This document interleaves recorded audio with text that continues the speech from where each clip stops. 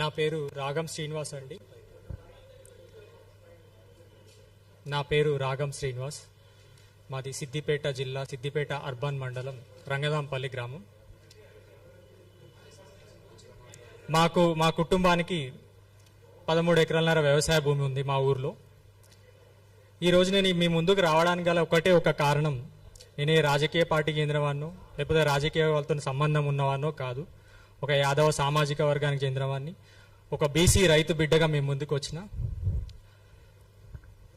ఏ రాజ్యాంగం మీద ప్రమాణం చేసి ఏ సమానత్వం గురించి, ఏ బీసీ సంక్షేమాన్ని గురించి నేను పాటుపడతానన్న ఒక మంత్రి, అధికార పార్టీకి చెందిన ఆ కుటుంబం ఆ బీసీ కుటుంబానికి ఇస్తున్నటువంటి అన్యాయం, ఆ దోపిడీ, వాళ్ళ వ్యక్తిగత ప్రయోజనాల కోసం వ్యవస్థలను ఏ విధంగా ఇన్ఫ్లుయెన్స్ చేస్తున్నారు, వాళ్ళ వ్యక్తిగత స్వార్థం కోసం ఏ విధంగా వ్యవస్థలు నిర్వీర్యం చేస్తున్నారు, దానికి మీ ముందు సాక్ష్యాలతో ముందు చెప్పడానికి నేను ఇక్కడికి వచ్చిన. పొన్నం అనూప్ కుమార్, ఈయన టీపీసీసీ లీగల్ సెల్ అశోక్ వాళ్ళ కుమారుడు. మంత్రి, బీసీ సంక్షేమ శాఖ మంత్రి అయినటువంటి పొన్నం ప్రభాకర్ వాళ్ళ అన్న కుమారుడు. మాకు 13 ఎకరాల ఒక వ్యవసాయ భూమి సిద్దిపేట అర్బన్ మండలం పక్కకు ఆనుకొని ఉంటుంది. అది దాదాపు ₹1,00,000 వరకు గజం ఉంటుందండి దాని వాల్యూ. అది ఇప్పుడు 150 కోట్ల విలువ ఉంటుంది.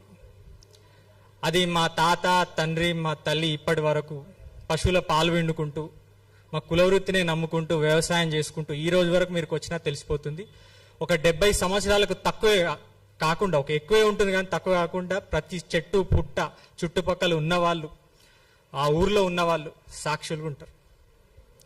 ఆ బావులు కూడా ఇప్పుడు ఎవరు ఆ మోటా బావులు అంటారు, అవి కూడా ఇప్పుడు ఎవరు చేసే ఆ బావులే కనబడాయి. అది మీరు వచ్చి చూసినా కూడా కనిపిస్తుంది. అలాంటి భూమి మీద ఆయన కన్నేసి లేని ఒక కుటుంబ వివాదాలను సృష్టించినాడు.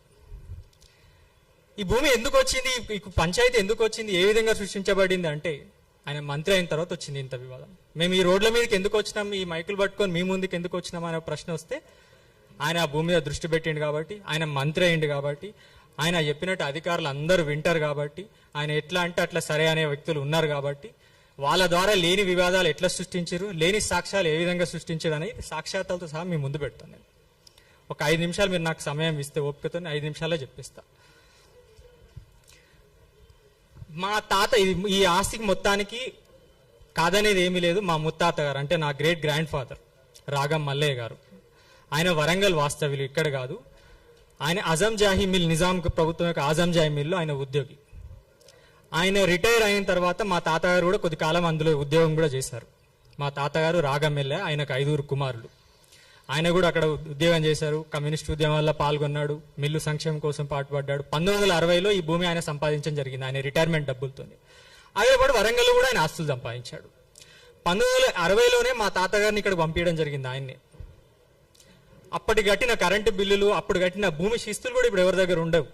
ఆ ఊర్లో కూడా ఎవరు అడిగినా చెప్తారు, మేము ఎప్పటి నుంచి ఉన్నాం, మా కొట్టాలు ఏంటి, మా పశువులు ఏంటి, నాగలేంది, ఎద్దేంది, వ్యవసాయం ఏంది అనేది.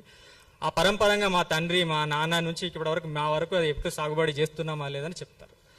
ఆయన సంపాదించిన 1960లో సంపాదించి ఇక్కడికి మాకు 1960లో మా నాన్న పుట్టక ముందుకే ఇక్కడ సిద్దిపేటకి ఆయన వచ్చి నివాసం ఏర్పాటు చేసుకుని ఇదే ఊర్లో ఆయన సాగుబడి నాగలు కట్టాడు. 1985లో ఆయన ఒక పార్టీషన్ పంచనామా రాశాడు. దాని తక్సీనామా అని ఒక గొలుసు కట్ట రాతిలో రాశాడు ఆయన. దాంట్లో స్పష్టంగా ఆయన ఏం రాశాడంటే, ఈ గొలుసు కట్ట రాత ఇది ఎవరు కూడా ఇప్పుడు రాసేవాళ్ళు లేరు, దీన్ని చదివితే అర్థం చేసుకునే వాళ్ళు కూడా లేరు. అప్పుడు ఎవరైనా పూర్వం ఉన్న వాళ్ళకైతే ఈ రాతలు అర్థం అవుతాయి సహజంగా. దీని ద్వారా తక్సీనామా కూడా జరిగింది. తక్సీనామాలో వరంగల్లో ఉన్నటువంటి ఆస్తులు వాళ్లకు, ఇక్కడ కొంత ఆయన మా ముత్తాత గారు కొంత భూమి అమ్మిన డబ్బులు ఆ మిగతా కుమారులకు పంచి ఇవ్వగా మిగిలిన భూములు మాకు వచ్చినాయి అనడానికి సాక్ష్యం, మేము ఆనాటి నుంచి 1960 నుంచి ఈ రోజు వరకు కూడా మేము సాగు చేస్తున్నామా లేదా అనేదే సాక్ష్యం. ఈ పేపరే తప్పైతే 70 ఏళ్ళ మా సాగు తప్పవుతుంది. మరి పేపర్ తప్పైతే మేము 70 సంవత్సరాల నుంచి ఈ కుటుంబం ఎందుకు వ్యవసాయ సాగులో ఉంది? వాళ్ళు అనేక కారణాలు చెప్పొచ్చు, ఇది కుటుంబ పంచాయతీ అని, ఇది రకం పంచాయతీ అని. మరి 70 సంవత్సరాల నుంచి ఈ వ్యక్తి సాగులో ఎందుకున్నాడు? ఒక ప్రశ్న. పంచోటి జరిగిన తర్వాత మా ముత్తాత గారు మరణించిన తర్వాత మా తాతగారి పేరు మీద మ్యూటేషన్స్ అవ్వడం జరిగింది. ఆయనే బతుకున్నంత కాలంలో కొంత భూమిని విక్రయించడం జరిగింది. విక్రయించినాక కొంత భూమిని మా నాన్నగారికి, మా మేనత్తలకి, మాకు, కొంత కుటుంబానికి దానం ఇవ్వడం కూడా జరిగింది. అవి రెవెన్యూ రికార్డ్స్లో ఎంటర్ అవ్వడము జరిగింది. మా తాతను అక్కడే దానం చేయడం జరిగింది, మా నాన్నను అక్కడే దానం చేయడం జరిగింది. వాళ్ళను కూడా మా నాన్న మా బాబాయ్, మా చిన్న ఆయనను అక్కడే దానం చేయడం జరిగింది. మా కుటుంబాలన్నీ అక్కడ దహనం చేయడమే జరిగింది. దానికి ఊరు సాక్ష్యం, చుట్టుపక్కల వాళ్ళు సాక్ష్యం. ఆ భూమి అంతా ఇప్పుడు మిగిలింది 8 ఎకరాల 30 గుంటలు ఒక దగ్గర, ఊరు పక్కన ఒక 5 ఎకరాలన్నర. ఆయన ఊరు పక్కకే, ఊరు నడి ఊర్లు కూడా వదిలిపెట్టలే. ఆయన ఊరు పక్కకు వచ్చి కూడా అక్కడ ఇక్కడ ఉన్న భూమి ఇంతే. పొన్నం ప్రభాకర్ అనే వాళ్ళు ఈ కుటుంబ పంచాయతీని ఆసరాగా తీసుకొని మా వాళ్ళకు కొంత ఆశ చూపించడం కోసం వాళ్ళని దోషిగా చూపలేకపోతున్నాను. ఎందుకంటే ఇప్పుడు ఈ ప్రెస్ మీట్ తర్వాత వాళ్ళతో కూడా ఆయన ఈ ప్రెస్ మీట్ జరగకుండా ఉండడానికి కోసం ఎంత శ్రమ పడిండో అంత శ్రమ పడిండో, ఎంత మందితో ఫోన్లు చేసి బెదిరింపులకు పాల్పడాలో అనూప్ కుమార్ అనేటోడు అన్ని ఫోన్లు చేపించిండు, అంత పెట్టించిండు. దీని తర్వాత మా కుటుంబం వాళ్ళతో కూడా ప్రెస్ మీట్ పెట్టిస్తాడు. ఎందుకంటే మేము పెట్టినాం కాబట్టి దాన్ని మళ్ళీ ఆయన వాళ్ళు మంచి వాళ్ళని సమర్థించుకోవడం కోసం ఆయన పెట్టిస్తాడు. నిజంగానే వాళ్ళకి అంత మీద ప్రేమ ఉంటే ఆ భూమి వాళ్ళకి చెప్పాలి ఆయన. మరి వాళ్ళ బాలాజీ రియల్ ఎస్టేట్స్ అని అనూప్ కుమార్ పేరు మీద ఎందుకు చెప్పించిండో అది మీడియా మిత్రులకే వదిలేస్తున్నా, అది ఎందుకు చేశాడని. నిజంగా ఆయనకు వాళ్ళ మీద అంత ప్రేమ ఉంటే ఆ భూమి వాళ్ళకి చెప్పాలి. అట్లీస్ట్ మేము సంతోషపడాలి, ఒక కుటుంబంలో ఎవరికొకరు దక్కిందని. నువ్వు వాళ్ళకి కాకుండా వాళ్ళ ద్వారా నీ పేరు మీద ఎందుకు చెప్పించుకోవడం, నీ స్వార్థం అర్థమైంది. ఆ కుటుంబాన్ని నువ్వు ఏ విధంగా వాడుకుంటున్నావు, లేని పంచాయతీలు ఏ విధంగా పుట్టిస్తున్నావు, 30 సంవత్సరాల తర్వాత వచ్చిన ఈ పంచాయతీని ఎందుకు నువ్వు సృష్టిస్తున్నావు, లేని ఆధారాలు లేని పంచాయతీలు ఎందుకు క్రియేట్ చేస్తున్నావు అనేది నేను మీకు వివరంగానే చెప్తా. వీళ్ళంతా ఏం చేశారు, పంచోటి అంతా తప్పు, ఈ 85లో జరిగిన పంచాయతీ అంతా తప్పు, ఈ రికార్డులన్నీ తప్పు, ఈ రిజిస్ట్రేషన్లు అన్నీ మా తాత మాకు దానం చేసిన రిజిస్ట్రేషన్లు తప్పు, విక్రయించిన భూములన్నీ తప్పు, ఇవన్నీ అక్రమంగా చేయించుకున్నాయి అని కలెక్టర్లో 2025 మేలో వీళ్ళు ఒక దరఖాస్తు పెట్టించినాడు మిగతా మా ముత్తాతకు సంబంధించిన వారసుల కుటుంబాలతోని. ఆ దరఖాస్తు యొక్క సారాంశం ఏంటంటే, ఒక కుటుంబం ఏదైతే మా మల్లయ్య అని చెప్పానో ఆయన రెండో కుమారుడికి ఉన్నటువంటి పట్టాలు, రిజిస్ట్రేషన్లు అన్ని అక్రమాలు, అవి సక్రమాలు కాదు. ఆ 85లో రాసుకున్నటువంటి పంచోటి తప్పు. కానీ సాగు గురించి వాళ్ళు ఎక్కడ చెప్పలే. సాగులో ఉన్నాం కాబట్టి అది ఒకటి చెప్తే దొరికిపోతారని చెప్పి చెప్పలే వాళ్ళు. చెప్పకుండా ఇవన్నీ అక్రమాలంటే కలెక్టర్ ఆగమేఘాల మీద నోటీసులు జారీ చేసి, నోటీసులలో ఏం చెప్పారంటే ఈ భూమి నీది కాదని ఏ విధంగా వివరణ ఇచ్చుకోమంటే మేము అడ్వకేట్ ద్వారా పెట్టుకొని భూమి శిస్తులు 1979 నుంచి భూమి శిస్తుల నుంచి నేటి వరకు మాకున్నటువంటి రైతు బంధు, మేము విక్రయించుకున్న ఎంఎస్పీ రేటు, ఒక ఎంఎస్పీ రేట్ ఇవ్వాలంటే దాన్ని సర్టిఫై చేయాల్సిన వ్యవసాయ శాఖ అధికారి ఇస్తేనే దాన్ని సర్టిఫై చేస్తారు. ఆ సర్వే నెంబర్లో నేను పండిస్తున్నా లేదా అని చెప్పడానికి ఒక వ్యవసాయ అధికారి కూడా సర్టిఫై చేస్తాడు. ఆ ఎంఎస్పీ రేటు కూడా మేము మక్కలు అమ్ముకోవాలన్నా, యూరియా కొనుక్కోవాలన్నా ఇవన్నీ ఆధారాలు ఉన్నాయి, ప్రతి ఒక్క ఆధారం ఉంది. అవన్నీ కూడా మేము కలెక్టర్కి చెప్పినా కూడా ఇవన్నీ ప్రణాళిక ముందే జరిగినాయి కాబట్టి ఇక మంత్రి గారు చెప్పినాక ఆగమేఘాల మీద వాళ్ళు స్పందించడం సహజమే కదా. మన మాట సామాన్యులు, ఇది నా వరకే కాదు, ఏ సామాన్య కుటుంబానికి భూమి విలువ ఉన్న ఎవరికైనా వస్తుంది ఆ బాధ. ఏ విధంగా వాళ్ళు ప్రణాళికలు చేసిరంటే అది చెప్తే మీరు హృదయ విధాకరంగా ఉంటుంది ఆ విషయం చెప్తే. మొదట వీళ్ళు బాలాజీ రియల్ ఎస్టేట్స్ అని ఒకటి ఫర్మ్ రిజిస్టర్ చేస్తారు మలక్పేటలో. దానికి డైరెక్టర్స్గా పొన్నం అనూప్ కుమార్. అక్టోబర్ 2025 ఎవరైనా తీసుకోవచ్చు, శ్రీ బాలాజీ రియల్ ఎస్టేట్స్ అని Hyderabad south register of firms దగ్గర ఆగమేఘాల మీద కలెక్టర్ దగ్గర కేసు పెండింగ్లో పెట్టించి ఒక ఫర్మ్ రిజిస్టర్ చేస్తారు. ఏదే రోజు 8 ఆగస్టు నెల 7వ తారీఖు. దానికి యజమానులు పృథ్వీ పొన్నం, అనూప్ పొన్నం, ఇంకో 2 పార్ట్నర్స్ కూడా చూపించారు. అనూప్ కుమార్ పొన్నం, పృథ్వీ పొన్నం, హౌస్ నంబర్ 7-2-990 మంకమ్మ తోట, పొన్నం కాంప్లెక్స్, కరీంనగర్. దాని తర్వాత శ్రీ బాలాజీ రియల్ ఎస్టేట్స్ పేరు మీద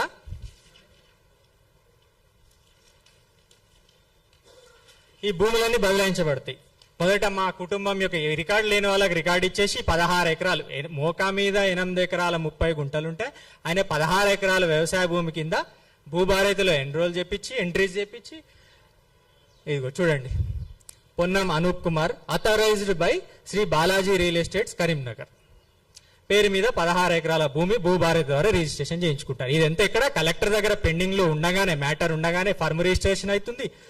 8 ఎకరాల 30 గుంటల వ్యవసాయ భూమి ఉంటే 16 ఎకరాల వ్యవసాయ భూమిగా భూభారతిలో నమోదు చేస్తారు. నమోదు చేసిన మా కుటుంబం ద్వారా భూ బదలాయింపులు కూడా చేస్తారు రిజిస్ట్రేషన్స్. కానీ మోకా మీద 8 ఎకరాలు 30 గుంటలే ఉంటుంది. మిగతా భూమి అంతా ప్లాట్లు, ఇండ్లే, అక్కడ అపార్ట్మెంట్స్, రోడ్స్, బిల్డింగ్సే కనిపిస్తాయి. వాళ్ళను కూడా లీగల్ ఒపీనియన్ వాళ్ళని కూడా ప్రమాదాలకు నెట్టేసిండు. ఆ కొనుగోలు చేసిన వాళ్ళని కూడా ఆందోళనకు నెట్టేసిండు. అక్కడ వాళ్ళ అసోసియేషన్ వాళ్ళు కూడా మొత్తం మీటింగ్లు పెట్టుకున్నారు, ఇది ఏంది దుర్మార్గం ఏందని. ఇది అయిపోయింది, రిజిస్ట్రేషన్స్ అయిపోయినాయి, అన్నీ అయిపోయినాయి.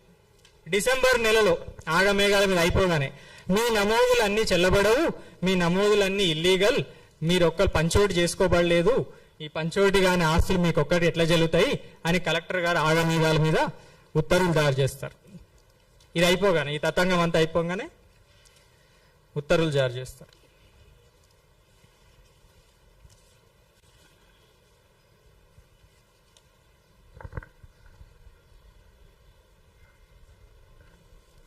కలెక్టర్ గారు ఆర్డర్.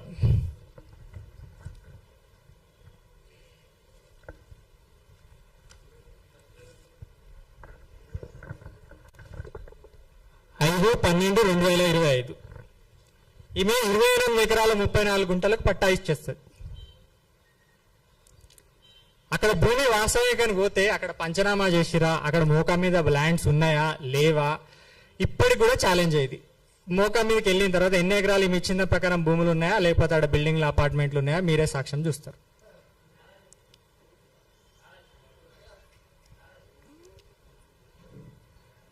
దీనికంటే పూర్వం ఇదే సంబంధించిన విషయాలలో ఇదే కలెక్టర్ మాకు జనవరిలో, డిసెంబర్లో ఆర్డర్ ఇస్తే జనవరిలో మాకు డ్రిప్ సబ్సిడీ ప్రొసీడింగ్ ఇస్తుంది. ఆమెనే మా మేసిన మక్కకు ఆమెనే సబ్సిడీ ప్రొసీడింగ్ ఇచ్చింది కలెక్టర్ గారు. ఏమని ఇచ్చారు ఆ కలెక్టర్ గారు, హైమావతి గారు, మాకు సాగుబడి కోసం డ్రిప్ సబ్సిడీ శాంక్షన్ చేసింది ఆమె జనవరిలో. అంటే మేము వ్యవసాయం చేసామని గుర్తించే కదా నువ్వు సబ్సిడీ శాంక్షన్ చేసింది. మరి డిసెంబర్లో మేము సాగు చేస్తలేమని నీకు అప్పుడే కొత్తగా కనిపించిందా? ఇక్కడ అప్లికేషన్స్ పెట్టుకున్న వాళ్ళు క్లియర్ కట్గా కోర్టులో ఒక కేసు వేశారు. కలెక్టర్ దగ్గర అప్లికేషన్ పెట్టుకోక ముందే పార్టీషన్ సూట్ అని మా అవతల వాళ్ళు కోర్టులో కేసు వేశారు. వేసిన కేసును కూడా వాపస్ చేయించుకున్నారు, డిస్మిస్ చేయించుకున్నారు.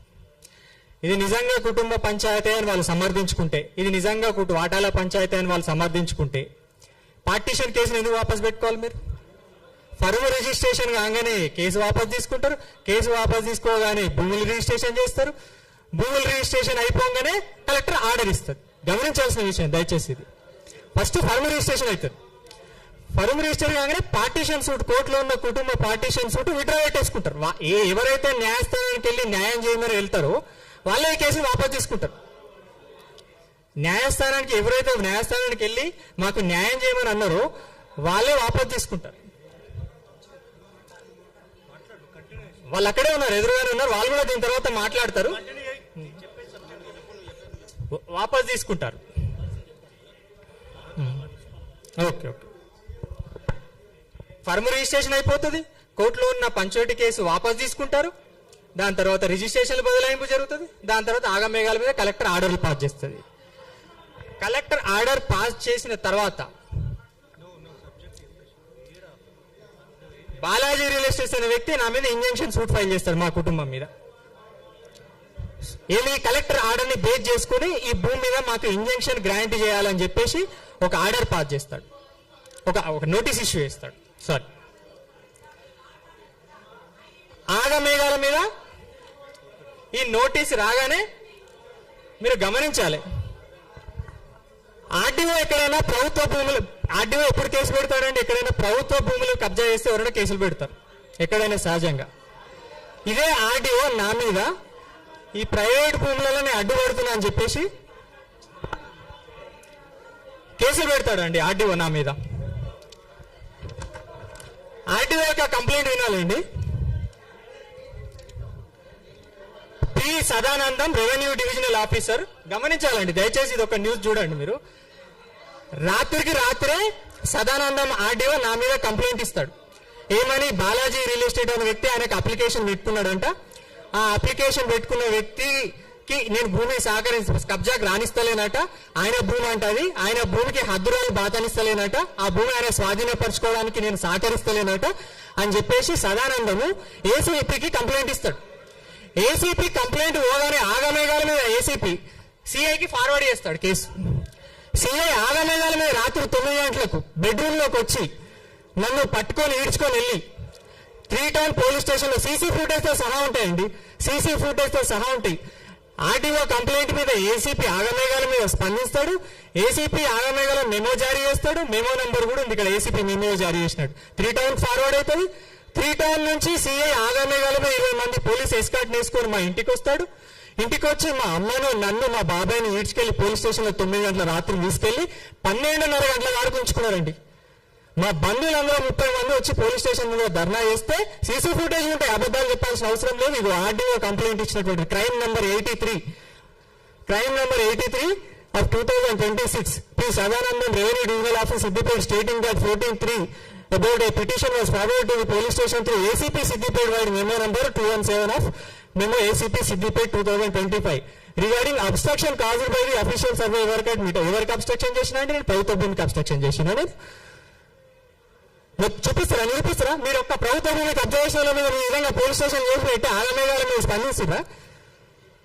వాళ్ళు ఏ రకంగా మొబైల్ జనరేటర్ పట్టుకొని వచ్చి మన నాగర్జుల కాడ భూముల కాడ రేట్ల షెడ్ ఎట్లయితే వేసిరో ఆ విధంగా మొబైల్ జనరేటర్ పట్టుకొని వచ్చి రేట్ల షెడ్ వేసి బాలాజీ రియల్ ఎస్టేట్ బోర్డు పెట్టుకునే ప్రయత్నం చేసిరండి. మైసమ్మ గద్దెని కూలగొట్టిరు, ఇంటి గోడలు కూలగొట్టిరు, నడి ఊరు బొడ్ల మొబైల్ జనరేటర్ పట్టుకొని వచ్చి మన నాగర్గుల్లో మనం రైతులను గేట్ పెట్టి లోపలికి కొనిస్తలేరు కదా, ఆ రకంగా మొత్తం రేట్ల షెడ్లు ఫ్యాబ్రికేటెడ్ వర్క్ వీడియోస్తో సహా ఉందా మీకు ఇస్తా. ఇంత దుర్గ బీహార్ వర్కర్స్ పెట్టుకొచ్చి ఆడ కిరాలు పెడతారు, ఊరు చుట్టూ కిరాలు పెడతారు. బీహార్ వర్కర్స్ ని, వెల్డర్స్ ని, ఫిట్టర్స్ ని రెడీగా పెట్టుకుంటారు. పోలీసు వీళ్ళ ప్లాన్ ఏంది, వీళ్ళ ప్రణాళిక ఏంది? నన్ను పోలీస్ స్టేషన్ వేసి నాన్ బెయిలబుల్ వారెంట్ కింద 3 రోజులు నన్ను రిమాండ్ పెట్టించి నాకు బెయిల్ రాకుండా వేసి ఈ 3 రోజులలో వీళ్ళు పోయి భూమికి పోయి దాడి చేసి కబ్జా పెట్టుకోవాలి. దీనికి ఆర్డీఓ కంప్లైంట్ ఇస్తాడు. ఇంత దుర్మార్గమా అండి? మీరు ప్రజాప్రభుత్వమా? మీది రైతు ప్రభుత్వమా? ముఖ్యమంత్రిగా నేను వేడుకుంటున్నా, ఒక వ్యవస్థ ఫెయిల్ అయినప్పుడు స్పందించాల్సింది ముఖ్యమంత్రి అండి.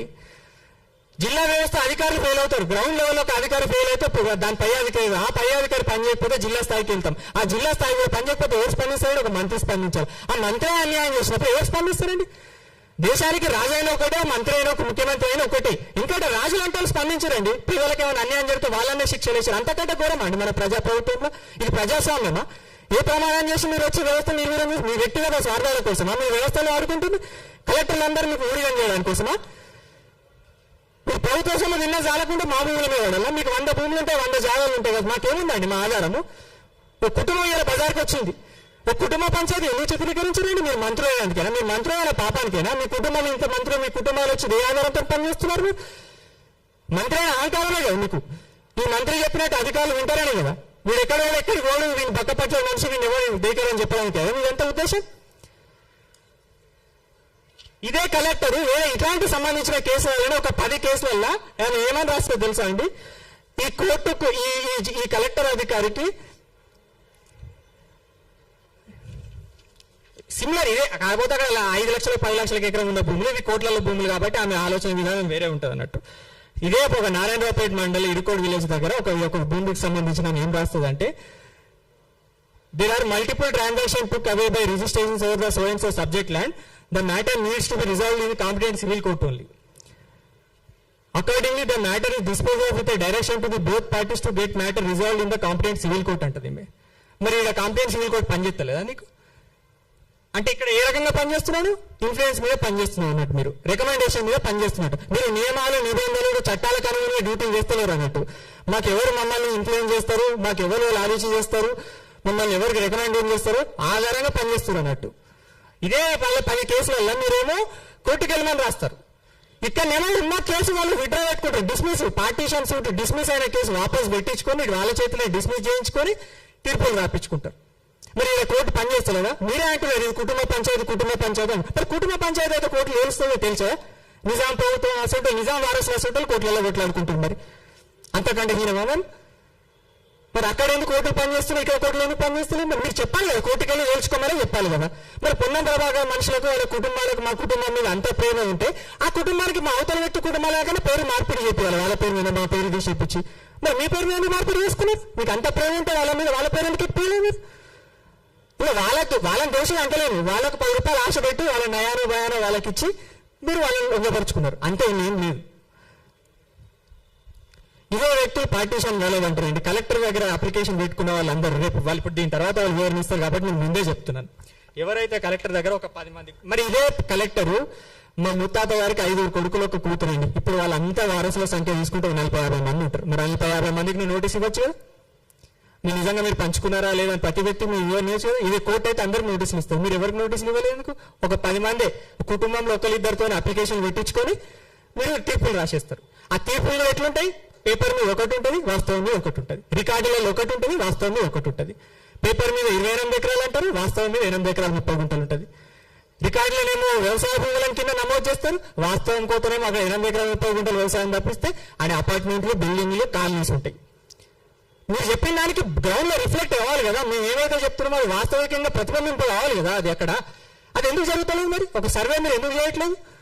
ఇప్పటికే నేను చెప్తున్నాను, నేను ఇప్పటికీ కోరేది ఏంటంటే నా ఆరోపణలు నమ్మాల్సిన అవసరమే లేదు. నేను సాక్ష్యాలతో ముందు పెట్టిన. ఇది నిజంగా తేల్చాలనుకుంటే నేను ముఖ్యమంత్రి గారు కూడా నేను ఒకటే కోరుకుంటున్నాను.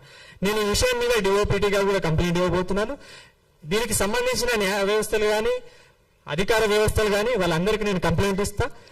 లీగల్ గా దీని మీద ఉన్నత స్థాయి విచారణ చేయండి. మీరు నిజంగా చిత్తశుద్ధి ఉన్నట్టయితే ఉన్నత స్థాయి ఒక విచారణ, దీన్ని ఏ లెవెల్ ఎంక్వైరీ చేస్తారు? సిబిసిఐడితో చేపిస్తారా, లేకపోతే ఇంకో ఉన్నత సంస్థతో విచారణ చేపిస్తారా? చేపియండి. నేను చెప్పాల్సింది నమ్మాల్సిన అవసరం లేదు, అవతల వ్యక్తులు నమ్మాల్సిన అవసరం కూడా ఏం లేదు. మీరు విచారణ చేస్తే మీ విచారణ ఆధారంగా దోషులను మాత్రం మీరు విడిచిపెడతారా, శిక్షిస్తారా? అది మీ విజ్ఞతకే వదిలేస్తున్నా, ఈ ప్రభుత్వం యొక్క విజ్ఞతకే వదిలేస్తున్నా. ఇంత దుర్మార్గం అండి. ఒక సామాన్యుడు ఒక రైతు కుటుంబం మీద మీరు గద్దల్లాగా వాడి వాళ్ళకు భూమి వెళ్ళడమే శాపం అయిపోయిందా, లేకపోతే కాపాడుకోవడం శాపం అయిపోయిందా, ఉండడమే శాపం అయిపోయిందా? దేని తప్పు పట్టుకున్నాం మనం? భూమి ఉండడం తప్ప. అందరూ ఊళ్ళో రైతుల భూములు ఉన్నట్టు మాకు రైతు భూములు ఉన్నాయి. అందరూ కుటుంబాలు వ్యవసాయం చేసుకున్నట్టు మేము మా కుటుంబం వ్యవసాయం చేసుకుంది. అయితే భూమి వెళ్ళడమే శాపం అమ్మాలి. రిజిస్ట్రేషన్ ప్రకారం పంచోట్లేనండి. ఇదే కలెక్టర్ దగ్గర ఎవరైతే వీళ్ళు దరఖాస్తులు పెట్టించినారో ఎంత క్లియర్ గా అండి వాళ్ళు రాసుకునే వరంగల్ కాడ ఆస్తులు. ఈ పంచోటి ప్రకారం 80 వరంగల్ ఆస్తులు మాకు, ఇక్కడ ఆస్తులు మాకని వచ్చినాయి. ఈ పంచోటి ఎప్పుడు తప్పు అవుతుందండి? ఈ పంచోటి ప్రకారం వరంగల్ కాడ ఆస్తులు లేకపోతే తప్పైనట్టు. ఇదే ఆస్తులు అక్కడ ఉంటాయి, ఇదే ఆస్తులు వీళ్ళు పంచుకుంటారు. ఏమని రాసుకుంటారండి? వరంగల్ ఇదే మా కుటుంబం వాళ్ళు the partition is final and one cannot it reopen at any parties under any circumstances అంటారు. There are no other properties belong to the parties liable for partition అంటారు. వాళ్ళే పార్టీషన్ డీడ్ వరంగల్ ఆస్తుల్లో రాసుకుంటారు. This is first and final partition of the joint family అంటారు. There is nothing to be partition అన్నాడు.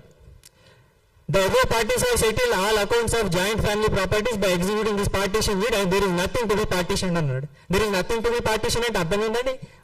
మరి nothing అయినప్పుడు మళ్ళీ 2000 మే తారీఖు నాడు వీళ్ళు అప్లికేషన్ ఎట్లా పెట్టుకుంటారంటే మాకు ఆస్తులే లేవు, మేము పంచుకున్నాం, అయిపోయింది, పంచుకోబడ్డ ఆస్తులే లేవని వాళ్ళు అన్నాక మళ్ళీ కలెక్టర్ దగ్గర అప్లికేషన్ ఏ విధంగా పెట్టుకుంటారు? కలెక్టర్ ఏమో వాళ్ళందరికీ సమాన హక్కులు ఉంటాయంటారు. మా కుటుంబ సభ్యులేమో మాకు ఆస్తులలో మేము పంచుకున్నాం, మాకు ఎక్కడ ఆస్తులు ఎవరు పార్టీషన్ డీడ్ మా వరంగల్ ఆస్తులు పంచుకుంటూ అయిపోయాయని వాళ్ళే రాస్తారు. మళ్ళీ రాసినాక ఆస్తులు ఎక్కడికి వెళ్ళి వచ్చినాయండి? మళ్ళీ కలెక్టర్ గారికి ఏమో రాత్రి ఇచ్చింది. సరే నేను మెరిట్స్ లో కూడా పోగలుగుతాను, ఆ పంచాయతీలు ఇట్లానే ఉండాలి.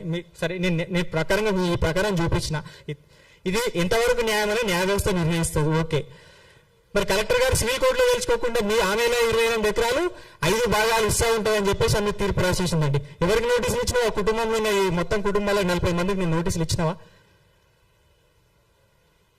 నేను మా అమ్మ చదువుకునే బట్టికి బట్టలు కుట్టి వ్యవసాయం చేసి చదివించుకోబట్టికి నేను మీ ముందుకు వచ్చి ఈ చదువున్న విజ్ఞానంతో మీతో మాట్లాడగలుగుతున్నా. వాళ్ళకి హైదరాబాద్ ఎట్లుంటుందో, సికింద్రాబాద్ ఎట్లుంటుందో, ఆ సిద్దిపేట పూర్తి వాళ్ళకి ఎట్లుంటుంది? జీవితం అంతా పాలనుకొని వ్యవసాయం చేసుకుంటే ఎండకండి వానకి నాని చలికి గడిచిన వాళ్ళు. ఇప్పుడు పోతే బయట పాలు వండుకుంటారు, పాలు వండుకొని వస్తారు వాళ్ళు. రోజు బిహార్ చుట్టూ మనుషులను పెట్టించి ఫ్యాబ్రికేటెడ్ ఫిట్టర్ వెళ్లాల్సిన చుట్టూ ఆ భూమి చుట్టూ కిరాయికి పెట్టి రోజు ఫోటోలు తీసుకుంటూ పోతారు. అమ్మ రోజు పాలు వండుకుంటూ వచ్చినప్పుడల్లా వాళ్ళు వీడియోలు తీస్తారు, ఫోటోలు తీసుకొస్తారు. ఇంత దుర్మార్గం. మీరు బీసీ మంత్రులా? మీరు రైతు మనుషులు సంక్షేమం కూడా వాళ్ళ చెట్టు పేరు చెప్పి కాయలు అనుకుంటారు. మీరు ఒక సామాన్యుడికి భూమి ఉంటే ఎవరో లేని వాళ్ళు మీరు జేబులు నిండాలి, బతకద్దు. మీకు మాకేమవసరం అండి? ఈ రాకొచ్చి బజార్లో బతుకు మా బజార్లకు ఇచ్చుకోవాల్సిన అవసరం మాకు ఏముందండి? మీ దుర్మార్గం వల్ల కాకపోతే మా అమ్మగారు మాట్లాడతారు, దయచేసి మా బాబాయ్ మాట్లాడతారు, మా చిన్న నేను. మీడియా మిత్రులు నమస్తే అండి. నా పేరు రాగం మోహన్, మా సిద్దిపేట మండలం అండ్ జిల్లా రంగనాంపల్లి మిట్టపల్లి. మేము గత 80 సంవత్సరాల నుంచి వ్యవసాయం చేసుకుంటూ బ్రతుకుతున్నాం. మాకేమో గవర్నమెంట్ జాబులు లేవు, ప్రైవేట్ జాబులు లేవు. అప్పటి నుంచి ఇప్పటి వరకు కూడా మేమే సాగులో ఉన్నాం. ప్రజెంట్ ఇప్పుడు కూడా సాగులోనే ఉన్నాం. అందులో బర్ల షెడ్లు ఉన్నాయి, కోళ్ళ షెడ్లు ఉన్నాయి, డ్రిప్ సిస్టమ్ ఉంది. 85 సంవత్సరాల నుంచి మేము వ్యవసాయం చేసుకుంటాం, మేము ఇక్కడనే ఉన్నాం. మా బాపు కూడా ఇక్కడికి వచ్చేసి ఆయన కూడా 80 సంవత్సరాలే. ఇక మా బాపు అన్నములు వాళ్ళు వరంగల్ ఉంటారు, వాళ్ళ బిజినెస్లు అక్కడ వాళ్ళు వ్యాపారం చేసుకుంటా బిజినెస్ చేసుకుంటా వాళ్ళు ఉన్నారు. మా బాపు మాత్రం అప్పుడు ఆ రోజుల్లో మా తాత రాగమల్లయ్య, మా నాన్న పేరు రాగమల్లయ్య, ఆయన ఇక్కడికి పంపించిండు. నువ్వు అక్కడనే వ్యవసాయం చేసుకుంటా అక్కడనే బతుకో, అక్కడనే ఉండిపో అని చెప్పేసి ఇక్కడికి తోలిండు సిద్దిపేటకు. అప్పటి నుంచి ఇక్కడనే ఉన్నాడు ఆయనే. మేము అందరం ఇక్కడనే పుట్టినాం. 80 సంవత్సరాలు 90 సంవత్సరాలు ఆయన ఇక్కడనే వ్యవసాయం చేసుకుంటా బతికిండు. ఆ ఊళ్ళో కూడా ఆయనకు ఒక పేరు ఉన్నది, మంచి పేరు ఉన్నది, ఒక పెద్ద మనిషి లెక్క మంచి గౌరవం ఉన్నది. ఆ విధంగా బతికిండు. ఆయన వ్యవసాయ భూమిలో ఎంతోమంది మా రంగదంపల్లి గ్రామంలో ఎంతోమంది కూలోళ్ళు బతికారు, కొన్ని వేల మంది కూలోళ్ళు బతికారు గత 80 సంవత్సరాల నుంచి. ఆ విధంగా సాగు చేసుకుంటా ఇప్పటి వరకు ఆయన మా బాపు చేసిండు. మా బాపు తర్వాత ఆయన కొడుకుల మేము ముగ్గురం అంటే మా అన్న పెద్ద రాగం రాజా, రఘు రెండో అన్న, నా పేరు రాగమోహన్, ముగ్గురం. వాళ్ళు కూడా ఆడ వ్యవసాయం చేసుకుంటా మా పెద్దన్న రాగం రాజా ఆ బావి చుట్టూ చెట్లు కొట్టుకుంటే ఆయనతో బావిలో మిస్ అయి పడిపోయాడు, చనిపోయాడు స్పాట్లో. అందులోనే ఆయన దాన కర్మాలు కూడా అక్కడనే దొడ్డికన్నా జరిగినాయి, ఆ బావి దగ్గరనే జరిగినాయి. ఆయనకు ఆ ఇల్లు కూడా లేకుండే, ఆ బావి దగ్గరనే జరిగింది, ఆ బర్ల కొట్టాల దగ్గరనే. అది అందరూ సిద్దిపేట మొత్తం సర్కిల్లో కానీ ఎక్కడ సిద్దిపేట జిల్లా సర్కిల్లో మొత్తం అందరికీ తెలుసు. ఆ జనం కూడా ఆయన చనిపోయిన రోజు ఆ దాన కర్మాలు కూడా అక్కడనే జరిగినాయి. అది మా పాలి వాళ్ళకు కూడా తెలుసు, అందరికీ తెలుసు. ఆయన చనిపోయి ఒక 10 సంవత్సరాలు తర్వాత రీసెంట్లు మొన్న 2 సంవత్సరాల కింద రెండో అన్న రాగం రఘు ఆయన కూడా సూసైడ్ చేసుకొని చనిపోయాడు అక్కడనే. మా పెద్దన్న అయితే ఏడ చనిపోయాడో బావి దగ్గర, ఆయన కూడా పురుగుల మందు తాగి చనిపోయాడు. ఎందుకంటే వీళ్ళ వేధింపుల వల్ల, మా పాలెవల వేధింపు వలన, ఈ రాజకీయవేత్తల వేధింపుల వలన ఆయన మనసుకు చాలా బాధ అనిపించేసింది. ఇది ఏం జీవితం ఏదనేది. ఒక పురుగుల మంది తాగి చనిపోయాడు ఒక బిఫోర్ 2 సంవత్సరాల క్రితం. మరి ఈ మధ్య కాలం నుంచి ఈ విధంగా మరి పొన్నం ప్రభాకరు మరి ఆయన మంత్రి ఉండి కూడా, బీసీ మంత్రి ఉండి కూడా మరి ఏంది బీసీలకు ఇదేనా ఆయన పరిపాలన? ఆయనకు ఉన్న హోదా ఏంది? ఆయన చేయవలసిన పని ఏంది? ఈ ప్రైవేటు భూములకు ఒక కుటుంబం, ఒక బీద కుటుంబం, ఒక యాదవ కుటుంబంలోకి వచ్చి, కుటుంబం అన్నప్పుడు ఎన్నో ఉంటాయండి, పాలోళ్ళు అన్నప్పుడు ఎన్నో ఉంటాయి. అందరికీ ఉన్నాయి కుటుంబాలు, అందరూ పాలోళ్ళమే, అన్నదమ్ముల మధ్యన ఎన్నో ఉంటాయి, ఎక్కువ తక్కువ చూసుకోవడం. కానీ అవన్నీ ఏదో మేము చూసుకుంటాం. కానీ మా మధ్య నువ్వు రావడం ఏంది? ఆ కుటుంబం వివాదం దాన్ని అనుసరించుకొని నువ్వు మా దానిలోకి నువ్వు రావడం ఏంది అంటే ఓర్వలేక ఆ భూమిని చూసి మేము కాపాడుకున్నాం. మేము గట్క తినుకుంటా, మంచిలు తాక్కుంటా, కాపాడుకుంటా, అమ్ముకోకుండా నువ్వు ఉన్నాం. కానీ నువ్వు ఏంది అంతా దొంగ? మా పాలోళ్ళు ఏదోటి నీ దగ్గరకు వాళ్ళని అనుసరించుకొని వాళ్ళు ఏదో చెప్పి వాళ్ళ మాటలు విని అవి ఎప్పుడో గతంలోనే అయిపోయినాయి.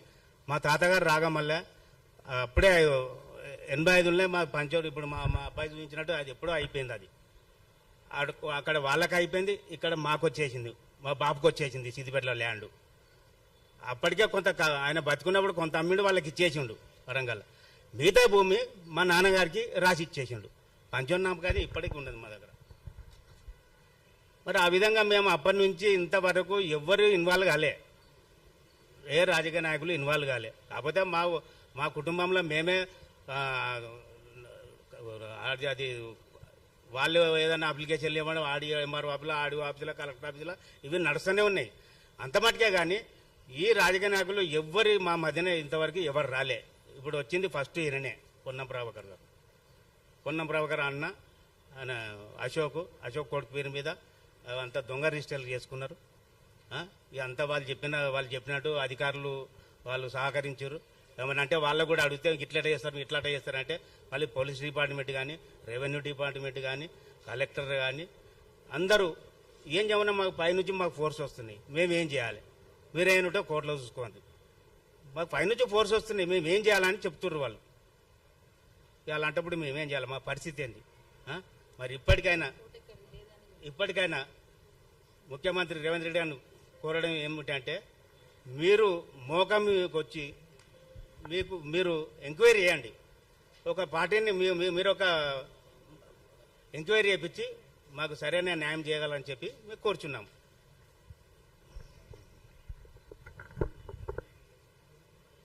నా పేరు రాగం సుజాత, శ్రీను వాళ్ళ మమ్మీని. మా భర్త 14 సంవత్సరాలే చనిపోయి ఇప్పటికి బాయిల పడి. ఇప్పుడు నా పెళ్ళై 82 అయింది. నా పెళ్ళై నుంచి మా అత్తమామ అది వరకు చేసిండ్రు. మరి నా పెళ్ళై నుంచి నేను ఇదే సాగులుండి వ్యవసాయం చేసుకుంటున్నా. నాకు వేరే పనేం లేదు. బర్రెలు, పాలు, కోళ్ళు, ఇప్పటికీ నేను అదే పని 24 గంటలు అదే బావి కాడుండి నేను పని చేసుకుంటున్నా. మా భర్త గారు బావిలో పడి చనిపోయిండు, చెట్లు కొట్టబోయి. ఆయన వ్యవసాయం చేస్తున్నాడు. మరి మా మరిది విషం దాగి చనిపోయిండు. మరి మా పరిస్థితి ఏంటంటే ఇలా మా జాగా ఉండడమే మాకు తప్ప. ఆ పిల్లల్ని నేను నైట్ అంతా బట్టలు కుట్టుకుంటూ వ్యవసాయం చేయించుకుంటూ నేను చదివించుకున్న నా పిల్లల్ని. నా పిల్లలు కాలు నడక పోయి చదువుకున్నారండి. మాకు ఏమీ లేదు అప్పుడు తిన్నామంటే. మా తాత రాసిచ్చిన ప్రకారమే ఉన్నాం, కానీ మేమేం దొంగతనంగా చేసుకోలే, దొంగ భూములు కొనలే, మేము ఎవరి దాంట్లో పంచాయతీలో పోలే, కొట్లాడలో పోలే. మా ఇంట్లో మేము ఎట్లా బ్రతుకుతున్నామో గట్లే బ్రతుకుతున్నాం. మాకు ఊర్లో కూడా ఎలాంటి రిమార్క్ లేదు మాకు ఇంతవరకు. ఇప్పుడు మా పిల్లగానికి పానప్రాయం ఉంది. రోజు చుట్టూ బావి కాడ కాపలు కాసుకుంటా ఫోటోలు తీస్తుండ్రు, వీడియోలు తీస్తుండ్రు. బీహార్ వాళ్ళను అదే ఊర్లో కిరాయి తీసుకొని బీహార్ వాళ్ళని నలుగురు మనసులో పెట్టిండ్రు. ఈ పోలీసు వాళ్ళు కలెక్టర్ అమ్మ దగ్గరకు పోతే కలెక్టర్ నీదేం లేదంటది. సిపి మేడం దగ్గర పోతే నువ్వేం మాట్లాడద్దు, నీదేం లేదంటది. ఏం లేదు, మేము ఎన్ని రోజుల నుంచి ఈడు ఎందుకున్నాం మేడం, మరి ఇప్పుడు ఏం లేదంటున్నారు మీరు అని అంటే నువ్వేం మాట్లాడదు అని మాట్లాడనియదు నన్ను. ఇలా మా 2 మనుషులు చనిపోయినారు, మా పిల్లలు చిన్నోళ్ళు. ఇంతవరకు మాకు ఇల్లు కూడా లేదు. మమ్మల్ని ఇంత టార్చర్ పెడుతున్నారు. మేము కిరాయికుంటూ బతుకుతున్నాము. మేము అదే బాయి కాడ మా భర్తను వేసుకొని అక్కడనే ఉన్నాం, అక్కడనే చేసినాము. సంవత్సరికం కూడా అక్కడనే చేసినాం. నెల రోజులు అదే ఉన్నాం. ఇప్పుడంటే ఇండ్లైనా అండి, అప్పుడు అడవి. అప్పుడు ఆ జాగాలను ఎవ్వరు కానలేదండి. ఇంతమంది టార్చర్ పెట్టుకుంటూ ఇప్పటికీ అదే. నేను ఆవుల పని చేస్తా, బర్రెల పని చేస్తా, వ్యవసాయం చేస్తా. ఇప్పుడు మా చుట్టుపక్కల ఎవరిని అడిగినా చెప్తారు. నేను చెప్పుకోవాల్సిన గొప్పతనం ఏం లేదు అక్కడ. 82 నుంచి చేస్తా అంటే ఇప్పటి వరకు లెక్కేయండి. నాకు అంత లెక్కలు కూడా రావు. మరి అప్పటి నుంచి మరి నేను ఉన్నది తప్ప, జాగున్నది తప్ప, మా తప్ప. వాళ్ళు కోర్టులలో పిటిషన్లు వేసుకుంటా, కోర్టులో వేస్తారు, పార్టిషన్ సూట్ వేస్తారు, అవన్నీ తీసుకుంటారు. మళ్ళా మా పెద్దోడిని బట్టి మమ్మల్ని ఆట ఆడిస్తారు. ఈ పెద్దోళ్ళందరూ ఎందుకండి మా ప్రాణం తీస్తారా? ఇప్పుడైనా మా ప్రాణాలు ఆన్నే పోవాలి, మేము ఆన్నే సావాలి. ఇది ఏది పరిష్కారం అవుతుందో అదే. నేను సిఐ కూడా అదే చెప్పిన. మా శవాలు ఇన్నే చెట్లకు వేలాడతాయి, మీరేం పరిష్కారం చేస్తారో చెయ్యండి. మా పిల్లగాన్ని 10 గంటల రాత్రి పట్టుకుపోతారండి. మా ఫోన్లు గుంజుకొని పోయిండ్రండి. ఫోన్లలో వీడియో తీస్తే ఫోన్ డిలీట్ చేసేదాకా మీ పిల్లగాన్ని విడిచిపెట్టమంటారు. మా తల్లిగారు మిట్టపల్లి, మా అత్తగారు రంగదంపల్లి. 2 కిలోమీటర్ల డిస్టెన్సే మాది వాళ్ళది. మా తాత వెనకడనే సర్పంచ్ అయినా. మేమేమో కొత్తగా వచ్చి ఎక్కంచెలో వచ్చి రాలేదు. ఇవాళ కన్ను దాని మీద పడి ఇంత వాళ్లకు ఇదైపోయింది. ఇవాళ మేము ఉంచుకోవడం శాపమైంది మాకు. దయచేసి దీని మీద విచారణ చేసి మా తరపున న్యాయం కావాలని కోరుతున్నామండి.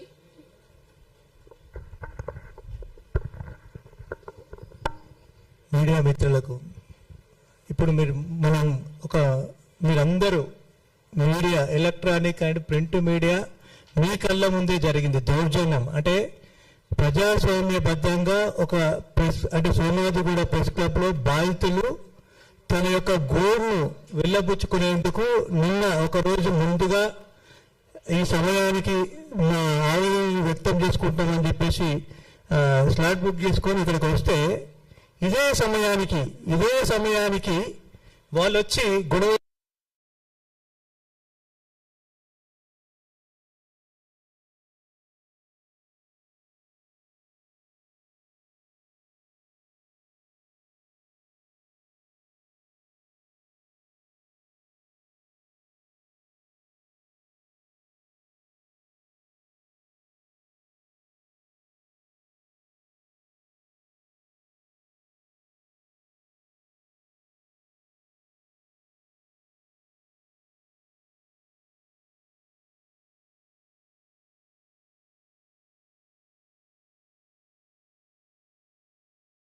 నగర్ లో అసైన్ ల్యాండ్ మీ పేరు మీద వేసుకొని మల్టీప్లెక్స్ కట్టుకుంటే మేము ఎవరైనా అబ్జెక్షన్ చేయలేదు. సరే మా బీసీ మంత్రి కదా కట్టుకొని గవర్నమెంట్ స్థలాల మిగతా వాళ్ళందరూ కట్టుకున్నారు, చాలా గొప్పగా అంటే ఏదైతే మిగతా వాళ్ళందరూ కూడా కట్టుకున్నారు. మా బీసీ మంత్రి కూడా ఒక అసైన్ ల్యాండ్ లా పట్టాలు చేసుకొని మల్టీప్లెక్స్ కట్టుకున్నాడు, దవాఖాన కట్టుకున్నాడు.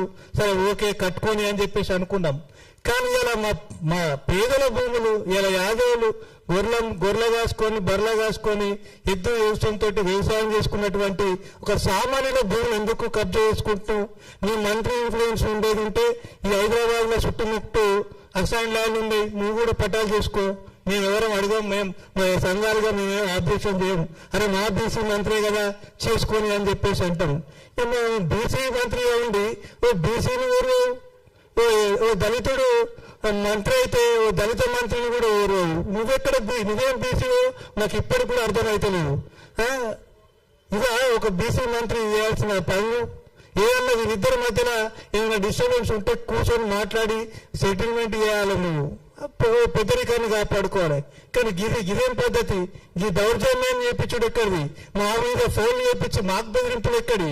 ఇక్కడ మాట్లాడుతున్నా నీకు నిజంగా వాళ్ళకి మాట్లాడాలనుకుంటే ఈ రోజు కాదు కదా, ఈ రోజు నిన్న మేము పెట్టిన తర్వాత ఈ విషయం బయటకు వెళ్ళిన తర్వాత తెలుసుకొని వాళ్ళని ప్రెస్ క్లబ్కు పంపించే వాళ్ళు రేపు పెట్టుకోను.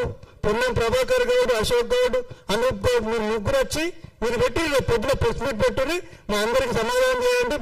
మీరు మామూలు వ్యక్తులు గారు, మీరు ప్రభుత్వంలో ఉన్నటువంటి మంత్రులు, మీరు ఒక గౌరవప్రదంలో ఉన్నారు.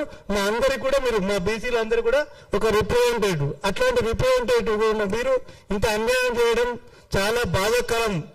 దయచేసి ఇట్లాంటి పనులు మానుకోవాలి.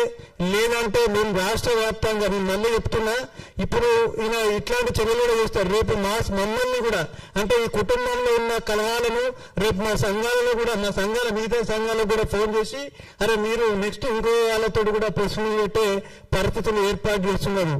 మనం గతంలో చూసినాం చాలా మంది మా దాంట్లో ఏదైనా ఇబ్బందులు జరిగినప్పుడు లాస్ట్ టైం ఇదే వేదిక మీద వట్టజాన అన్నట్టయినా మంత్రితో ఇబ్బందులు పెట్టినప్పుడు ఇదే జగదీశ్వర్ రెడ్డి మా యాదవులతో ఇక్కడనే ప్రెస్ మీట్ పెట్టించిన ఘనత వాళ్ళకు ఉన్నది. ఒక బీసీ మంత్రిగా ఉండి ఈయన కూడా అదే పనులు చేస్తే మేము రాష్ట్ర వ్యాప్తంగా నిరసన కార్యక్రమాలు ఏర్పాటు చేస్తాం. మేము చలో ఉస్మానాబాద్ కార్యక్రమాన్ని కూడా తీసుకుంటామని చెప్పేసి ఈ సందర్భంగా హెచ్చరిస్తూ ఏదైతే మీరు అక్రమంగా చేసుకున్నటువంటి డాక్యుమెంట్ ని క్యాన్సిల్ చేసుకొని ఈ బాధితులకు న్యాయం చేయాల్సిందిగా కోరుతున్నాం. ఇప్పుడు మా జేఏసీ యాదవ సంఘాల జేఏసీ చైర్మన్ అయినటువంటి డాక్టర్ అజయ్ కుమార్ గారు మాట్లాడాల్సిందిగా కోరుతున్నాం.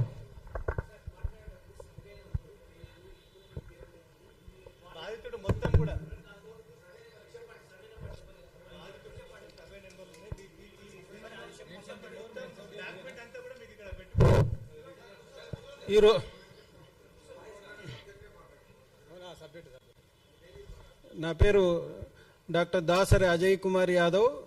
నేను యాదవ జేఏసీ తెలంగాణ స్టేట్ చైర్మన్గా పనిచేస్తున్నా. మళ్ళీ ఈరోజు దాదాపు 2 నెలల నుంచి ఈ సిద్దిపేటలో జరుగుతున్నటువంటి యాదవ కుటుంబానికి జరిగినటువంటి అన్యాయాన్ని మళ్ళీ సమాజం చూస్తూ ఉంది. అక్కడికి కూడా నిజ నిర్ధారణ కమిటీ కూడా పోయింది. వాళ్ళు నిర్ధారణ చేసిండ్రు. ఈ ఏదైతే ఈ కుటుంబం రాగం మోహన్ అదేవిధంగా రాగం రఘు వాళ్ళు ఇప్పుడు వాళ్ళ తాత ముత్తాతల నుంచి కూడా ఆ భూమిని అక్కడనే దున్నుకుంటూ బతుకుతుండరు. అయినా కూడా ఇక్కడ ఏం భూములు సరిపోలేదని ఈ రేవంత్ రెడ్డి గారిని అడుగుతా ఉండా, మీ మంత్రివర్గంలో హైదరాబాద్ చుట్టుపక్కల భూములన్నీ సరిపోలేదా? ఇంకా అక్కడ కూడా పోయి సిద్దిపేటలో ఒక యాదవ కుటుంబానికి సంబంధించినటువంటి ఏదైతే ఈ భూమిని కబ్జా చేసుకొని అంటే బలవంతంగా ఫోర్స్ఫుల్ గా ప్రభుత్వం మా చేతిలో ఉంది, కలెక్టర్ మా చేతిలో ఉండడు, ఎస్పీ మా చేతిలో ఉంది, వాళ్ళని బెదిరించి ఎంతకో ఎంతో అగ్గువకు అమ్మిపించుకోవాలని చూడడం ఇది నిజంగా సిగ్గుచేటైన విషయం. తక్షణమే మంత్రివర్గం నుంచి పొన్నం ప్రభాకర్ గౌడ్ను బర్తరఫ్ చేయాలని కూడా ఈ సందర్భంగా తెలియజేస్తా ఉండా. అసలు నిజంగా ఒక మంత్రిపై ఉండి ఒక బీద కుటుంబం అక్కడ దాదాపు 60-70 సంవత్సరాల నుంచి బతుకుతున్నటువంటి వ్యక్తులు వాళ్ళ ఇంటి తగాదాలు ఉంటాయండి. తాత ముత్తాతల నుంచి సంపాదించిన భూమిని అక్కడ వరంగల్లో వాళ్ళ కొంతమంది కుటుంబ సభ్యులు ఉండరు, ఇక్కడ ఉండరు. వాళ్ళు వెనకటికి ఒక పేపర్ తయారు చేసుకున్నారు వాళ్ళ తాత ఉన్నప్పుడే. అప్పుడు వెనకటికి ఏమి పట్టాలు లేవు. ఒకసారి ఇట్లా మాట్లాడుకొని ఒక కాగితం రాసుకుంటే అదే ఫైనల్. అది అందరికి తెలుసు తెలంగాణలో. మళ్ళీ దాని ఆధారం చేసుకునే వాళ్ళు భూములు అక్కడ వరంగల్లో వాళ్ళు తీసుకున్నారు, యువతలో వీళ్ళు తీసుకున్నారు. సర్వే నెంబరు 974, అదేవిధంగా సర్వే నెంబర్ 978, 79, 988, 105, 1005, 1006 ఈ సర్వే నెంబర్లలో గతంలో 20 ఎకరాలు ఉన్నది, వాళ్ళు పంచుకున్నారు. ఇప్పుడు అక్కడ వరంగల్లో వాళ్ళకి ప్లాట్లు వచ్చినాయి, వాళ్ళ పాలనలకు ప్లాట్లు ఉన్నాయి. ఆ ప్లాట్లకు అప్పుడు డిమాండ్ ఉన్నది కాబట్టి ప్లాట్ మేము తీసుకుంటాం, నీ ఆడ పనికిరాని భూమి ఏంది సిద్దిపేటలో అని ఒక అన్నకు అక్కడ అలాట్మెంట్ చేసిండ్రు. ఆ భూమి ఇప్పుడు కోట్ల విలువ చేస్తుంది.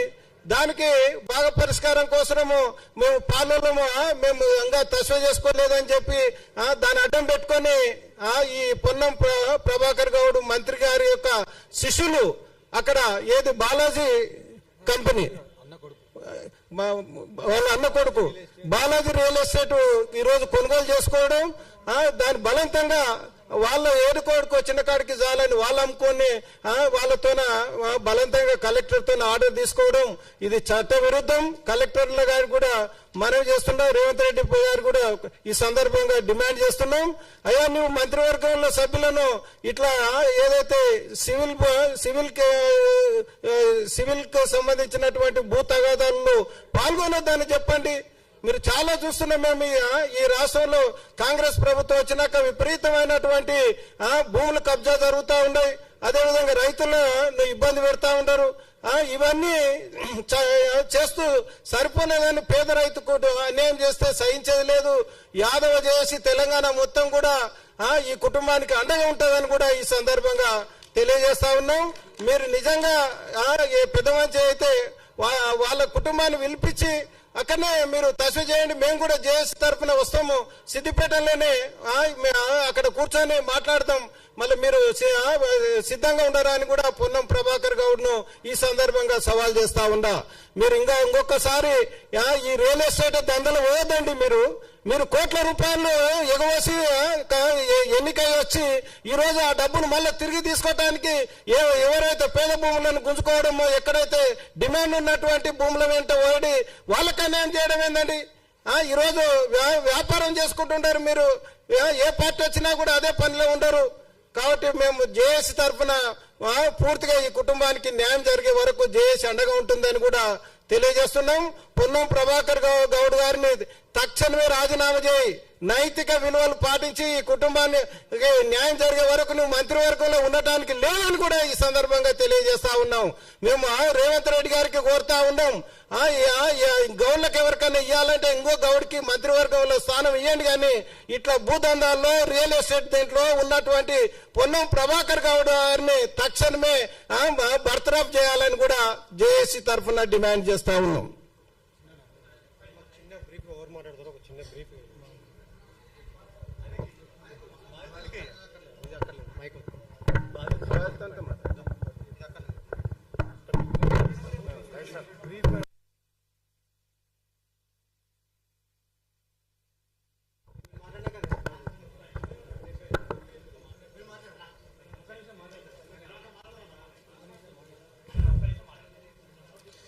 ఈరోజు మా యాదవ్లో జరుగుతున్నటువంటి సమస్య మీద ఈ సమస్య పరిష్కార దిశమై యాదవ్ జేఏసీ ముందుకు రావటం జరిగింది. అన్నా ఈ విధంగా సమస్య జరుగుతుంది. సిద్దిపేటలో ఉన్నటువంటి భూమి మీద పొన్న ప్రభాకర్ గౌడ్ గారు మంత్రివర్యులు వాళ్ళ అన్న కొడుకైనటువంటి అనూప్ గౌడ్ గారు బాలాజీ వెంచర్ అనే పేరుతోటి మా యాదవుల భూమిని కొనుగోలు చేసినట్టుగా కాగితాలు సృష్టించి మా యాదవులకు సంబంధించినటువంటి అన్నదమ్ముల మధ్య ఎప్పుడో ఉన్నటువంటి భూమి కబ్జా వాళ్ళను ఇప్పుడు ఆల్రెడీ వ్యవసాయం చేసుకుంటున్నటువంటి భూమిని పాత కాగితాలు ఏదో సృష్టించి ప్రభుత్వం మా అందరిని మా చేతిలో ఉంది కదా అనే ఉద్దేశంతో అటు కలెక్టర్ తోటి అటు ఆర్డీఓ తోటి అందరితోటి కుమ్మక్క అయిపోయి అన్నదమ్ముల మధ్య ఉన్నటువంటి పరిష్కారాన్ని వాళ్ళు సరి తీసుకుంటారు. నువ్వు మధ్యలో ఇన్వాల్వ్ అయి ఒక మంత్రిగా ఉండి నువ్వు చేయవలసినటువంటి సంక్షేమ పథకాలు సంక్షేమ విధానాలు నువ్వు అమలు చేయకోకుండా నువ్వు ఇవి డబ్బులు సంపాదించుకునే విధంగా పేద ప్రజల భూముల మీద పడి ఈ విధంగా చేయడం అనేటువంటి పద్ధతి కాదు. మంత్రివర్యులు గారు, నువ్వు మా బీసీ సంబంధించినటువంటి మంత్రివి, నువ్వు ట్రాన్స్పోర్ట్ మినిస్టర్వి, నువ్వు చేయవలసినటువంటి పనులు ఎన్నో ఉన్నాయి. నువ్వు ఏడు వెంచర్లు వేసి ఈ భూమిని కొనడం అమ్మటం ఇలాంటి విషయాలు కాదు నువ్వు చేసేది చాలా ఉన్నాయి. తస్మాత్ జాగ్రత్త. నువ్వు బీసీ మంత్రి ఉన్నావు కాబట్టి గట్టి గద్దాంచలేకపోతున్నాం. రేవంత్ రెడ్డి గారు మీ మంత్రివర్యులు తప్పుదారి పడుతున్నారు. ఆ విధంగా అతనిపైకి వచ్చే మీరు క్రమశిక్షణ చర్యలు తీసుకోవాల్సిందిగా మేము తెలియజేస్తున్నాం. మాకు సంబంధించినటువంటి సమస్యలు ఏదైనా ఉంటే ముందు మేము చూసుకుంటాం. మా కుటుంబ సమస్యలు, మా వాదుల సమస్యలు, అన్నదమ్ముల సమస్యలు మేము సాల్వ్ చేసుకుంటాం. నువ్వు ఎవరో మధ్యలో వచ్చి భూమిని రిజిస్టర్ చేసుకొని నేను సాల్వ్ చేస్తానని చెప్పేసి బాలాజీ వెంచర్ కొనుగోలు చేసినట్టుగా కాగితాలు సృష్టించి తప్పుదారి పట్టిస్తున్నావు. తస్మాత్ జాగ్రత్త. యాదవులకు ఏదైనా కానీ కొన్ని సంవత్సరాల పాటు వ్యవసాయం చేసుకుంటూ భూమి మీద ఉన్నారు. మా యాదవులకు ఏదైనా అయినట్లయితే యాదవ జేసీ తరపున హెచ్చరిస్తున్నారు. సమస్యలు మేము కూర్చొని సాల్వ్ చేసుకుంటాం. విధి నిర్ధారణ కమిటీ ఉంది, మా జేఎక్స్ కి లీగల్ కమిటీలు ఉన్నాయి, మేము సాల్వ్ చేసుకుంటాం. మధ్యన మీరు వచ్చి సమస్యలు సృష్టించి మా యాదవుల ప్రాబ్లం గురి చేసినట్లయితే యాదవ జేఏసీ హెచ్చరిస్తుంది. తస్మాత్ జాగ్రత్త. పొన్నం ప్రభాకర్ గౌడ్ గారు, మీ అన్న కొడుకి తెలియజేయండి. మీ బాలాజీ వెంచర్ మళ్ళీ నువ్వు వెంచర్ కూడా క్రియేట్ చేసుకోకుండా యాదవ జాతి తిరగబడుతుందని కూడా చెప్పి పొన్నం ప్రభాకర్ గారికి హెచ్చరిస్తున్నాను. అదేవిధంగా గౌరవనీయులైనటువంటి రేవంత్ రెడ్డి గారు, మీ ప్రభుత్వంలో ఉన్నటువంటి మంత్రివర్యులు కొంతమంది ఇలాంటి కార్యక్రమాలు చేస్తున్నారు. యాదవ్ చిన్న చూపు చూస్తున్నారు. తస్మాత్ జాగ్రత్త. యాదవ్ చేసి వార్నింగ్ ఇస్తుంది. మీరు ఇలాంటి కార్యక్రమాలకు మీరు పాల్పడ్డట్టయితే ప్రభుత్వానికి తగిన బుద్ధి చెప్పాల్సి వస్తుందని తెలియజేస్తూ సెలవు తీసుకుంటున్నాను. నా పేరు Chilakala Srinivas Yadav, Yadav JAC vice chairman.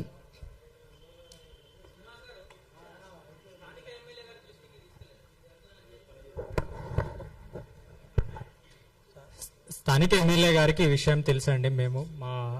వాళ్ళు కూడా వెళ్ళి చెప్పారు ఇట్లా జరిగితే. ఆయన ఖచ్చితంగా మీరు న్యాయ పోరాటం చేయండి అని అన్నారు. ఆయన ఖచ్చితంగా మాకు అండగానే ఉంటానని ఆయన వాగ్దానం ఇచ్చారు. న్యాయ పోరాటం చేయమని కూడా అన్నారు ఆయన. ఈ బీఆర్ఎస్ గవర్నమెంట్ లో అండి ఆయన కూడా మంత్రిగా పనిచేశారు. బీఆర్ఎస్ లో ఆయన క్యాంప్ ఆఫీస్ పక్కన నుంచి ఈ ల్యాండ్ ఉంటుంది. అంతా ఒక 300-400 మీటర్స్ దూరంలో ఉంటుంది. అంత పెద్ద హోదాలో కూడా ఎవరి పార్టీకి చెందిన వాళ్ళం కాదండి. ఎవరిని పొగడమో వాళ్ళు తిట్టడం ఆ ఉద్దేశం కాదు. ఒక్కసారి కూడా వాళ్ళు ఈ భూమి మీద దృష్టి పెట్టలేదు. నేను ఇప్పటికైనా ముఖ్యమంత్రి గారిని ఒక్కటే కూడా కోరుతున్నా, మేము రాజకీయ పార్టీ, మీరు రైతు ప్రభుత్వం అని గర్వంగా చెప్పుకుంటారు, మీరు చేయండి, ఆచరణలో చూపించండి. మీ మీద మాకు ఏదో బురద వెళ్ళడమో కావాలని చెప్పడమో, మేము రాజకీయ నాయకులకు చెందిన వాళ్ళం కాదు, మాకేం రాజకీయ కోరికలు కాదు, ఎవరి మాటలు చెప్పుడు మాటలు విని మేము చేసే వాళ్ళం కాదు. తప్పు జరుగుతుందా లేదా, మీ మంత్రి తప్పు చేస్తున్నాడా లేదా, మీ మంత్రి కుటుంబం ఏం చేస్తుందో మీరు దృష్టి పెట్టండి. ఇలాంటి వాళ్ళని మీరు మంత్రిని వేసి వదిలేస్తే మన మృగాలు కదా ఎవరు పడితే వాళ్ళు వేటాడినట్టుగా ఎవరో ఆస్తులు పడితే వాళ్ళు వేటాడుతున్నారు. జనాల్లోకి వెళ్ళి ఆస్తులకు రక్షణ లేకుండా అయిపోతుంది, వ్యక్తులకు రక్షణ లేకుండా అయిపోతుంది. ఇలాంటి వాళ్ళు వ్యవస్థలోకి వస్తే చాలా ఇబ్బందులు మా సామాన్యులు ఎదుర్కోవాల్సి వస్తుంది. మీరు బాగానే ఉండొచ్చు కానీ సామాన్యులు ఎదుర్కోవాల్సి వస్తుంది. దయచేసి మీ దృష్టిలో పెట్టండి, విచారణ చేయండి, విచారణ ఆధారంగానే న్యాయం చేయండి తప్ప నేను వేరే మిమ్మల్ని ఏమంటలేదు. నేను పదే మేము చేతులు జోడించి ప్రార్థిస్తున్నాను ముఖ్యమంత్రి రేవంత్ రెడ్డి గారికి. మీ మంత్రి ఏం చేస్తున్నాడు, ఏం ఘనకార్యాలు చేస్తున్నాడు, నేను చెప్పిన దాంట్లో వాస్తవం ఎంత ఉందో అవాస్తవం ఎంత ఉందో మీరు విచారణ చేస్తే తెలుసుకుంటే పెద్ద విషయం ఏం కాదు. మా మాటలు చెప్పి నమ్మాల్సిన అవసరమే లేదు. మీ చేతి కింద ఎంతో వ్యవస్థలు ఉన్నాయి. మీ దృష్టికి తీసుకురావాలనుకుంటే తప్పులు ఎవరు చేశారు, ఒప్పులు ఎవరు చేశారు అనేది మీకు తెలిసిపోతుంది. దాని ఆధారంగా న్యాయం చేయండి. ఇలాంటి మంత్రులు మాత్రం దయచేసి ఆ విచారణ ఆధారంగా భర్తలకు మాత్రం చేయండి. 10 మందిని కాపాడే వాళ్ళు అవుతారు. నాలాంటి వాళ్ళకి ఇంకో వాళ్ళకి ఈ పరిస్థితి రాకుండా ఉంటుంది. దయచేసి